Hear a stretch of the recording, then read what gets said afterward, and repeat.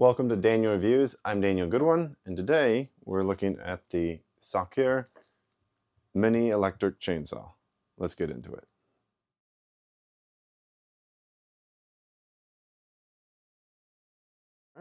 It comes with a screwdriver, a wrench, pipe wrench, an instruction manual, and a little bit of oil.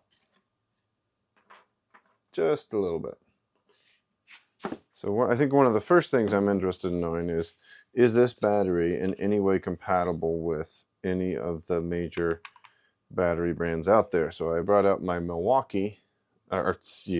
Makita 18-volt battery to take a look at the lineup, and it does not look to be compatible at all. This just slides in there like that. And then to remove, you pull this apart, and it might be a little difficult to release. It may be difficult to secure your release.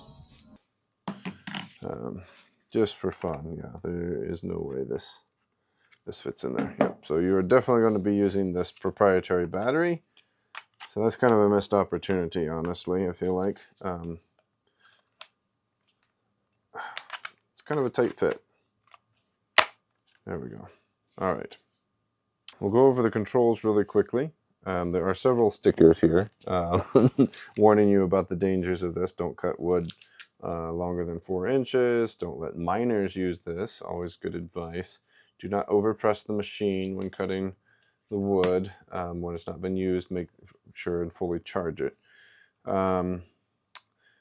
Yeah, that's interesting. So already covered how do you attach the battery. In terms of safeties, there's this side press and then the trigger here. You cannot pull the trigger without pressing this side press in.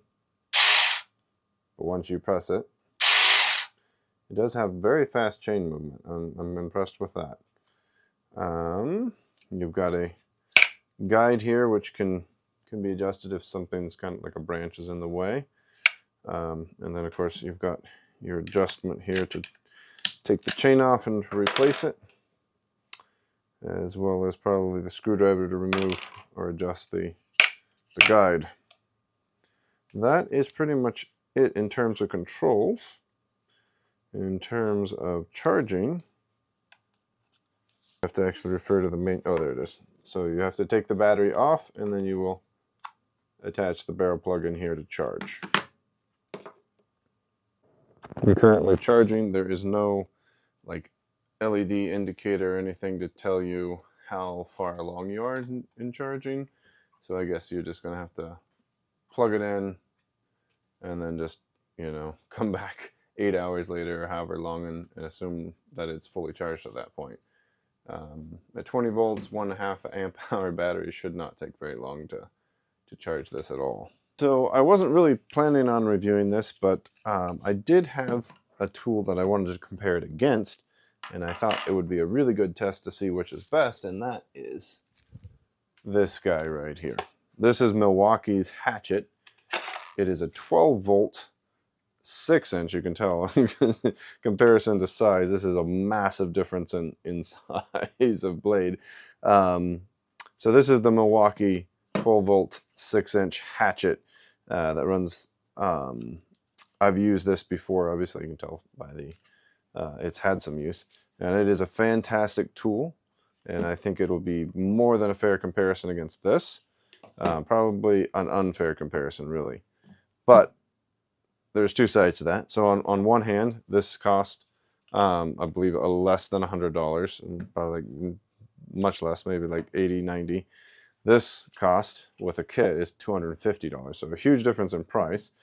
This is a 4-inch blade in a micro chain. This is a 6-inch blade and chain.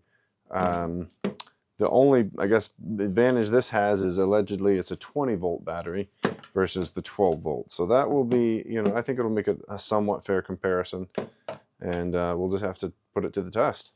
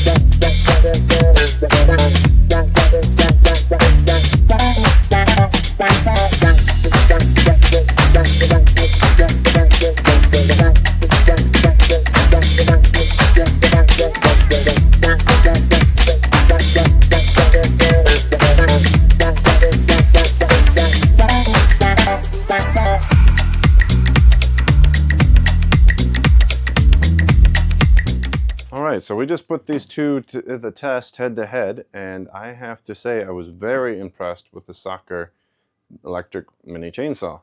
It did a fantastic job at pruning those branches. The chain speed was even faster than the Milwaukee Hatchet. I did not expect that. It's definitely using a brushless motor, just because there's quick wind up. There's no like slow ramping up. It's fast, it's instantaneous, and this blade or these chain teeth eat right through those branches. So very cool there. Definitely very impressed with it. There are some negatives that I want to call out. The first is more of a minor negative, and that is that the safety system where you depress on the side is a little hard to get used to doing in one-handed. You got to press in kind of with your middle knuckle and then squeeze. And it is capable. You can do it. It takes some getting used to. Ergonomically, I think it would have made much more sense to have a back safety where you press in with your hand and then squeeze. I think that's a much better design. And if you needed a third sort of safety, you could have like an on and off switch somewhere. I think that would have been better than this side thing. This is a little tricky to use. The second drawback, and it's a big one, is this is a proprietary battery. This is not compatible with any other manufacturer. You can't use a Makita battery or a Milwaukee or DeWalt or whatever. So you're stuck using just this battery, which is a 1.5 amp hour battery, if this is accurate, and the barrel plug charger. So that's kind of a negative. I think I would like to have seen interchangeability with some of the major manufacturers. Even if you had to use some sort of an adapter, that would have been all right. but as such, I don't believe there's an adapter for this one. So that's a negative. The other thing that potentially could be a negative is if you need to get a replacement chain. This 4-inch, that's a little boutique. I'm not sure. I'll have to do some research on whether you can find a replacement blade and or chain, because that might be a bit tricky to deal with. Other than that, performance-wise, it was excellent. Like I said, it probably cut faster and outperformed the Hatchet in terms of branches that it could take on with its 4-inch blade. So that's very impressive. Which one would I recommend? Well, it depends on what you're wanting to do. I think obviously Milwaukee with the 12-volt platform, you've got 200 plus tools that you're getting into, so it's got a huge advantage there. If you're just looking at a single tool to help you prune branches, clean up, you know, in the yard and everything, I think this is a great tool. And for the cost, I think about 90 or less, definitely 90 or less, versus 250 for a battery kit. You know, value-wise, you got to go here, right? Again, if you're looking at the broader lineup, well, then Milwaukee wins. But as far as just pure cutting ability on equal-sized branches, this does a great job. Okay, I think that's it. We're going to wrap it up here. We will see you in the next video. More videos are coming, so please make sure and press that somewhere over here, that subscribe button, and I will see you in the next video.